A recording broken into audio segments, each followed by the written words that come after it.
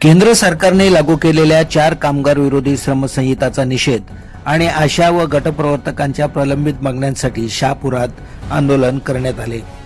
आयटकच्या ठाणे जिल्हा कौन्सिलच्या नेतृत्वाखाली आशा व आशा प्रवर्तकांनी शहापूर शहरातील बस स्थानकापासून तहसील कार्यालयापर्यंत मोर्चा काढला। हातात बॅनर घेत आंदोलकांनी जोरदार घोषणाबाजी केली। मोर्चा तहसील कार्यालयाच्या प्रांगणात पोहोचल्यावर या ठिकाणी ठिय्या आंदोलन करण्यात आले। NRHM अंतर्गत कार्यरत आशा व गटप्रवर्तकांना कंत्राटी पद्धतीतून मुक्त करून कायमस्वरूपी सेवेत सामावून घ्यावे। 2018 पासून मानधनात वाढ लागू करावी। किमान वेतन, ग्रॅच्युइटी, पेन्शन, PF आणि विमा लागू करावा। निवृत्तीचे वय 65 वर्ष करावे। तसेच प्रसूती आणि आजारपणाच्या रजा मंजूर कराव्यात अशा विविध मागण्या आंदोलकांनी केल्या आहेत।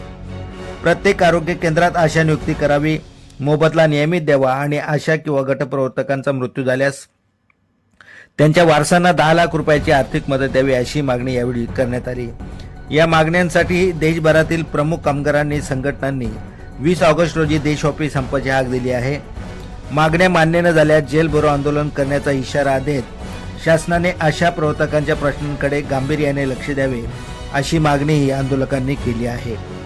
शहापूर येथे झालेल्या या आंदोलनाचे नेतृत्व कॉम्रेड संभाजी भेरे, आयटक तालुका कार्याध्यक्ष संध्या पाटेकर, गटप्रवर्तक अध्यक्ष व निशा वाळिंबे आशा अध्यक्ष यांनी केले।